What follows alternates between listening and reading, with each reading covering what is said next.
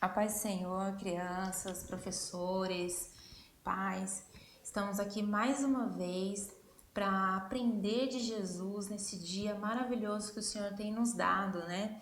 Concluindo mais uma aula, mais uma revista, um estudo muito lindo falando a respeito dos amigos de Jesus. E esse tema ele foi muito rico para nós, crianças, porque nós entendemos no nosso dia a dia o que essa amizade nos traz, os benefícios que essa amizade com Cristo nos traz, né?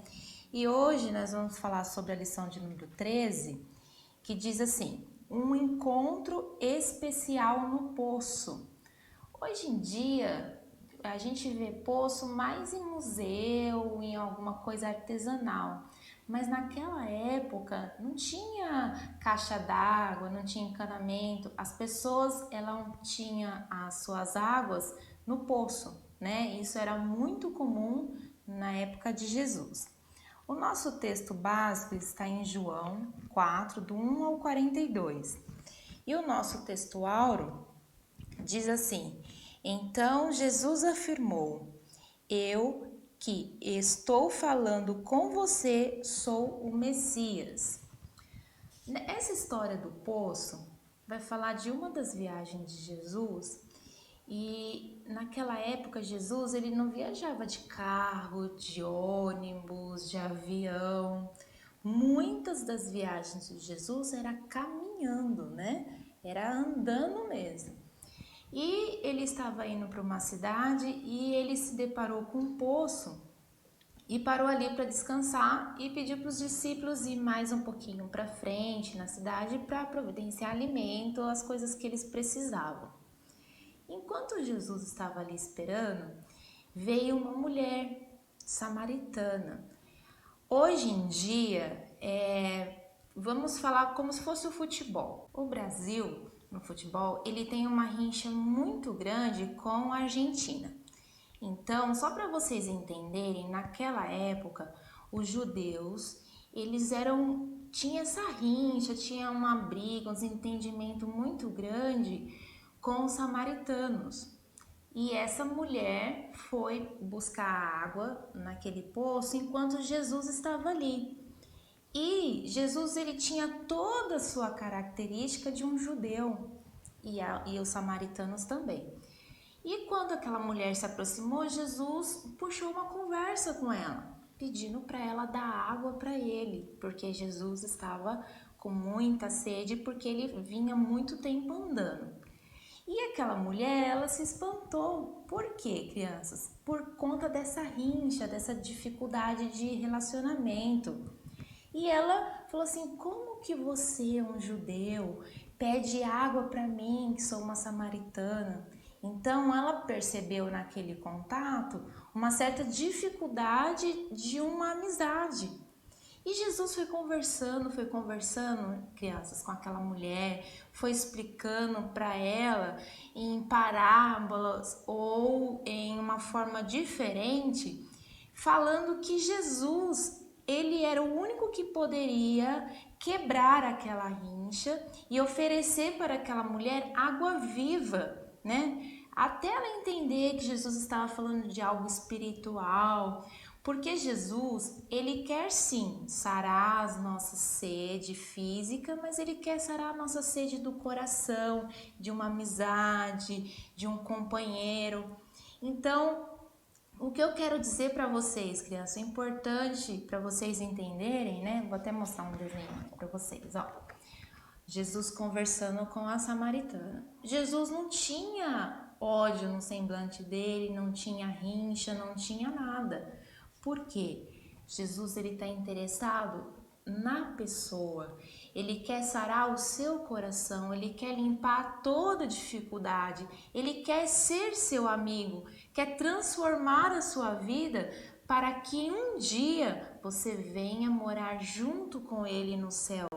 Então, a mensagem mais importante que eu quero deixar para vocês hoje é que não importa aonde você mora, não importa quais são as suas raízes, Jesus, ele quer te alcançar. Jesus é santo, ele é poderoso, e às vezes você fala, mas eu sou muito ruim, eu sou muito mal criado. Não importa, ele quer te alcançar, ele quer sarar as suas feridas, transformar a sua vida e fazer de você um grande amigo dele. E aquela mulher, quando entendeu tudo que Jesus estava falando para ela, olha que coisa linda! Ela foi transformada, ela foi modificada e ela começou a falar para todo mundo que encontrou alguém que queria fazer um vínculo de amizade com ela, que queria transformar a vida dela. E esse Jesus ainda existe, crianças. Esse Jesus, ele está ao céu, preparando um grande lugar para mim e para você, para que um dia nós possamos participar de uma grande festa junto com ele no céu. Amém? Que essa mensagem venha alcançar a sua vida. E eu quero também neste momento agradecer a Deus por você ter nos acompanhado todo esse ano. Agora vai chegar as festas, passou Natal, vai vir Ano Novo. Que o Senhor possa ser abundante na sua vida, possa ser uma fonte de água viva e que nas próximas lições, no próximo ano, você continue conosco, em nome de Jesus. Amém.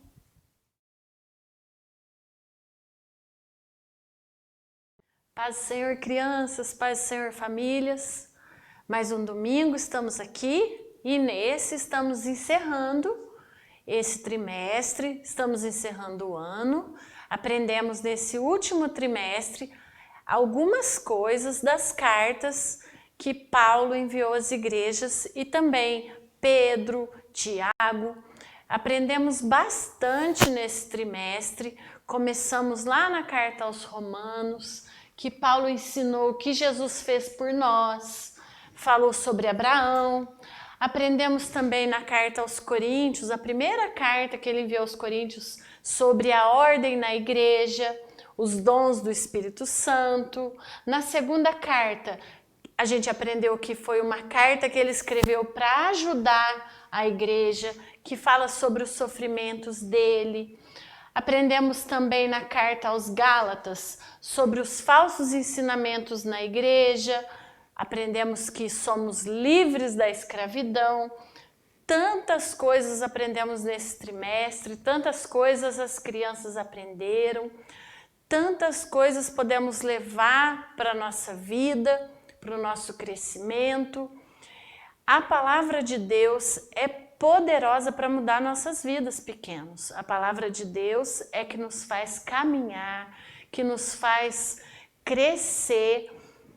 E hoje, na última lição desse trimestre, que tem por título Cresçam na graça e no conhecimento, nós vamos ver um pouquinho sobre a segunda carta que Pedro escreveu.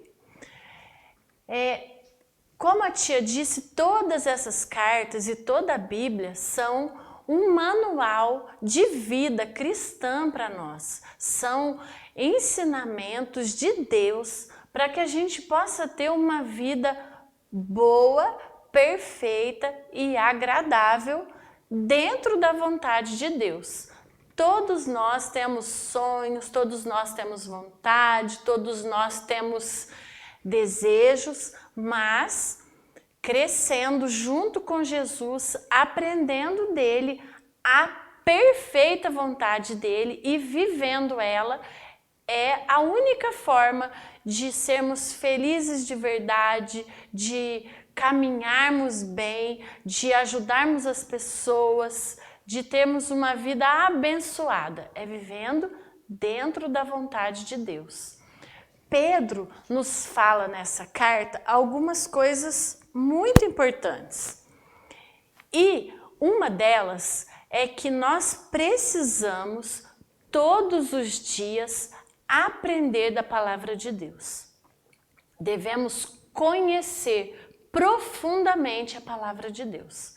Devemos conhecer profundamente o Deus a quem nós servimos. Devemos caminhar todos os dias com Ele. Devemos estar todos os dias próximo dEle. Tudo que está escrito na Bíblia tudo que está revelado na palavra de Deus serve para o nosso dia a dia. Então Pedro nos alerta em toda essa carta que nós devemos nos aproximar todos os dias desse Deus, que nós devemos ter uma vida de oração com Deus, que devemos ter os nossos ouvidos atentos para aquilo que Deus tem para nos falar todos os dias. E outra coisa que Pedro nos alerta nessa carta é que nós vamos enfrentar e nós estamos sujeitos todos os dias a darmos de frente com os falsos mestres. Os falsos mestres são aqueles que vão nos ensinar as escrituras muitas vezes de forma errada. Muitas vezes eles vão passar para a gente uma coisa que não é verdade, escondendo a verdade de nós. E Pedro fala que nós devemos todos os dias examinarmos a palavra de Deus, porque se esses falsos mestres vierem falar com a gente, vierem tentar nos ensinar, nós, estando firmados com Deus, conhecendo a palavra dele, conhecendo ele profundamente, não vamos ser enganados. Pedro deixa esse alerta para nós. E depois de tudo que nós aprendemos em todas essas cartas, sobre os nossos pensamentos, sobre as nossas palavras, sobre as nossas atitudes, Pedro nos alerta: aproximem-se de Deus, aproximem-se da palavra dele, tenham uma vida de oração, para que nós não sejamos enganados por ninguém. Quanto mais próximo de Deus nós estivermos, mais atentos nós vamos estar quando alguém vier falar uma coisa para a gente que não é verdade, que Deus não aprova, que Deus não gosta. Quanto mais próximos nós estivermos dele, mais nós vamos saber discernir o que é verdade do que é mentira. Então, que nós possamos juntar todas essas lições que nós aprendemos, todos os ensinamentos que nós tivemos, e que nós possamos colocar em prática. Acima de tudo, na presença de Deus, caminhando com Ele, orando todos os dias e lendo a Bíblia todos os dias, participando dos cultos e da escola dominical. Um abraço e um bom final de ano. Que o nosso próximo ano seja de alegria, de paz e juntos mais uma vez. Um beijo e até mais.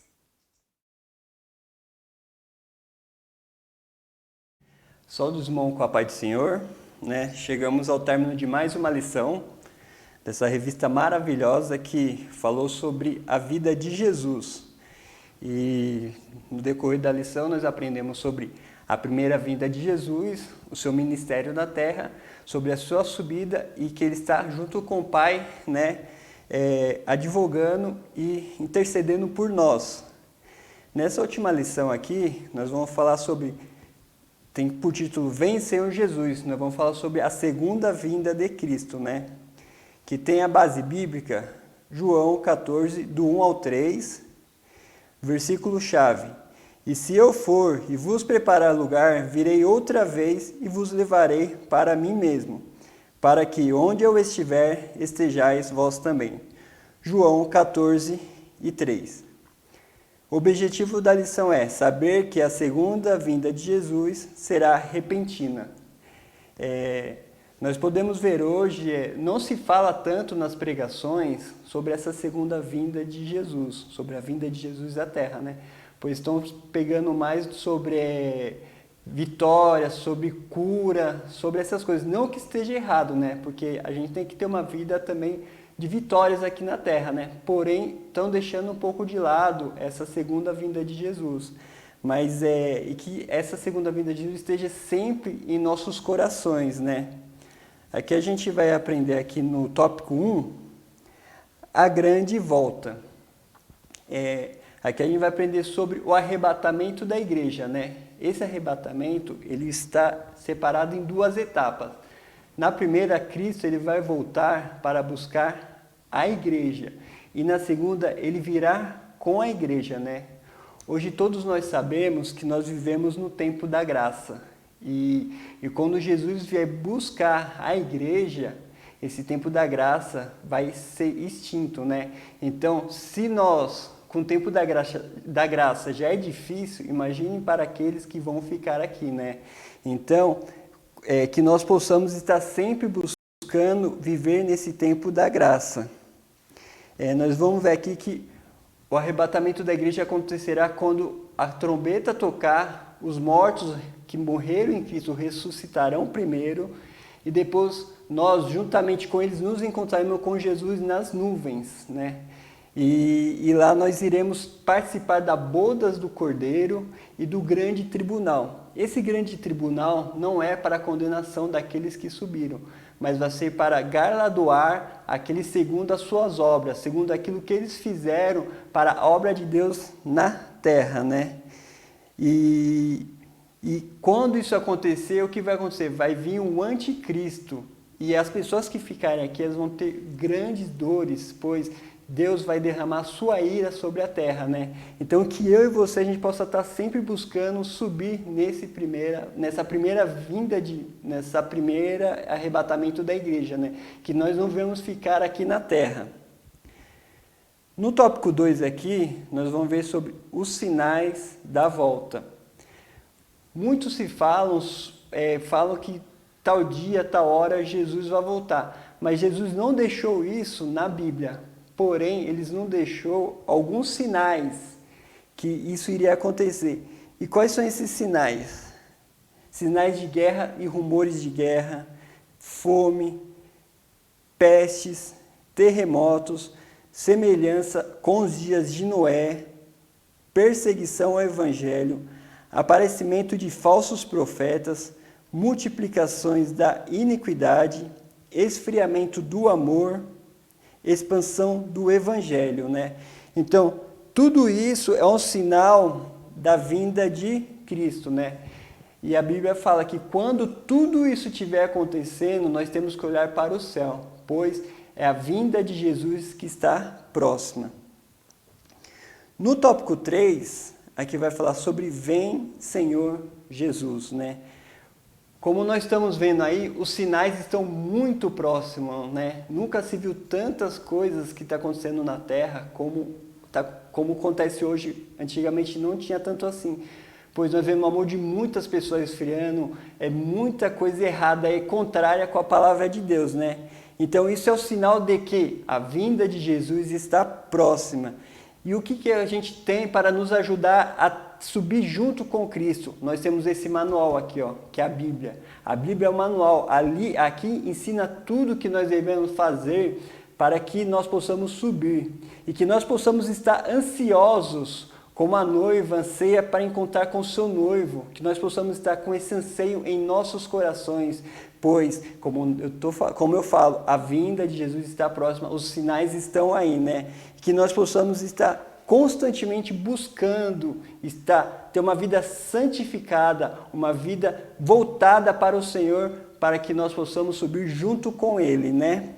E aqui eu queria também falar que o término o ano está se acabando, né? Eu queria desejar a você que nos acompanhou até aqui, um 2021 cheio de bênçãos. O 2020 foi difícil, mas o 2021 vai ser um ano abençoado na sua vida e na minha. Então eu desejo a você um feliz ano novo e muita saúde e paz para você e sua família. E assim eu agradeço a oportunidade em nome de Jesus. Amém.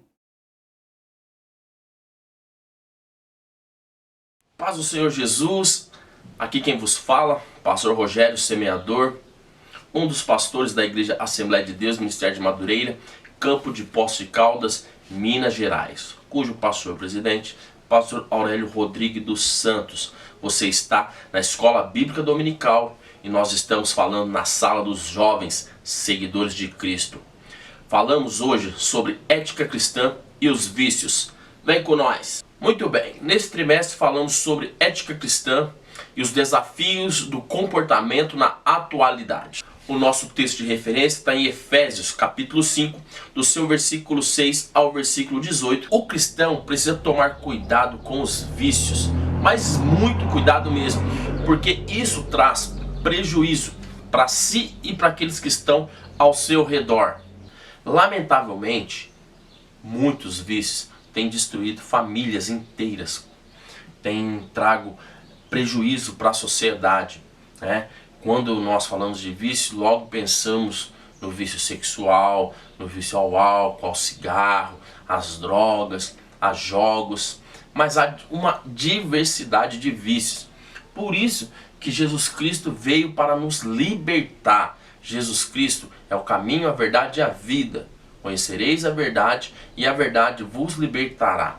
Por isso que é muito importante nós agarrarmos com Cristo Jesus, para que Ele possa abrir a nossa mente, abrir o nosso entendimento, através da sua palavra.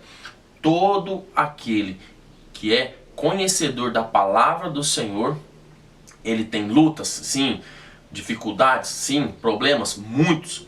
Porém, com a ajuda do Espírito Santo, o temor a Deus faz com que o homem consiga vencer o diabo, resistindo às tentações, para que todo espírito mal fuja dele, para que ele possa dominar a si mesmo com o Espírito Santo de Deus e a sua poderosa palavra.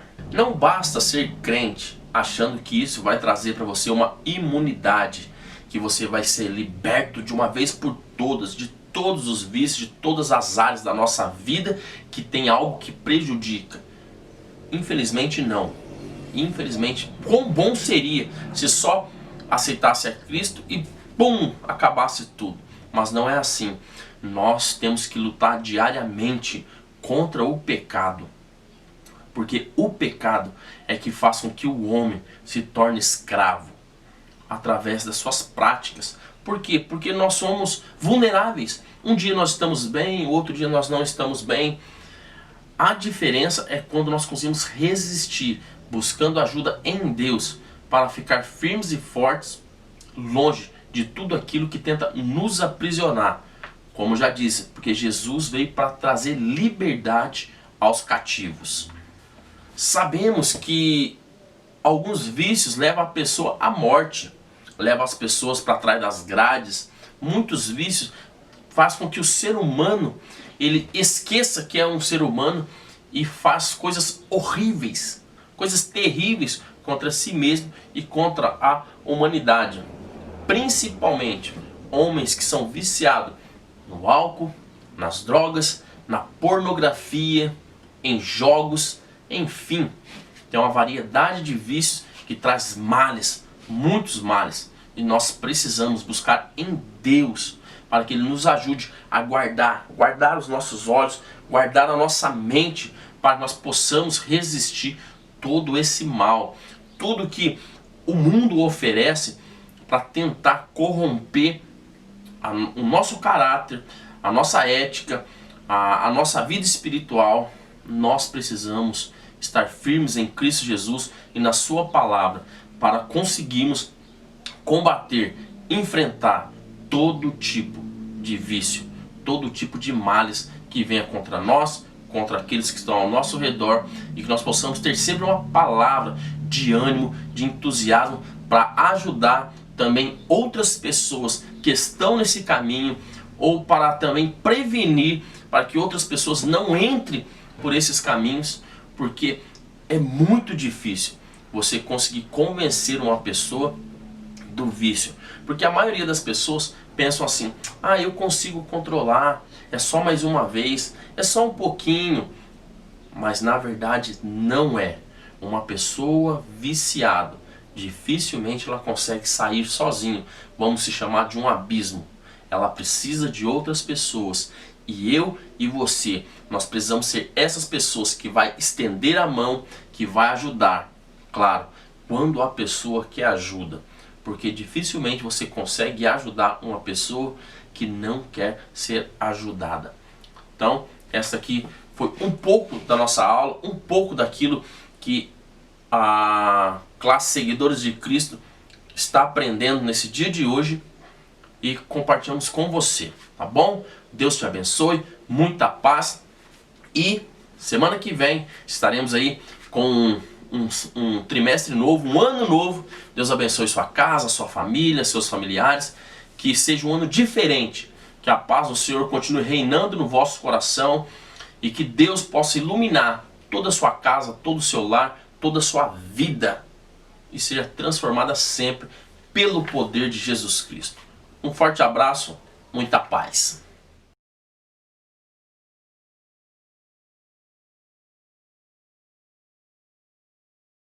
A paz do Senhor, meus irmãos, quero aqui nesse momento, com muita alegria, tentar expressar o privilégio que é poder estar transmitindo para os irmãos a nossa última lição desse trimestre, que é a lição de número 13, que tem por título Vivendo a Vida com Deus e o Seu Propósito, né? Nós vamos falar um pouco sobre isso. Nosso textual se encontra lá no livro do profeta Jeremias, capítulo 1, do versículo 5, que diz assim: Antes que te formasse no ventre, te conheci, e antes que saíste da madre, te santifiquei. As nações te dei por profeta.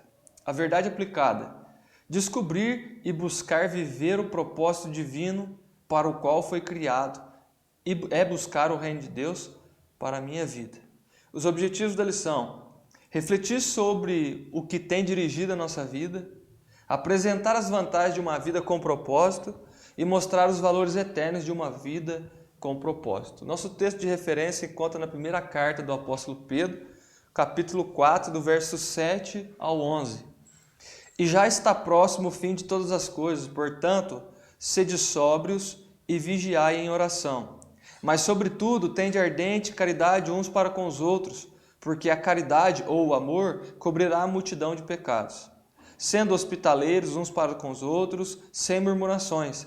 Cada um administra aos outros o dom como recebeu, como bons dispenseiros da multiforme graça de Deus.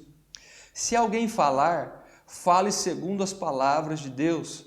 Se alguém administrar, administre segundo o poder que Deus dá, para que em tudo Deus seja glorificado por Jesus Cristo, a quem pertence a glória e poder para todo sempre. Amém. A nossa introdução diz que viver uma vida com Deus e o seu propósito é o tema desta aula.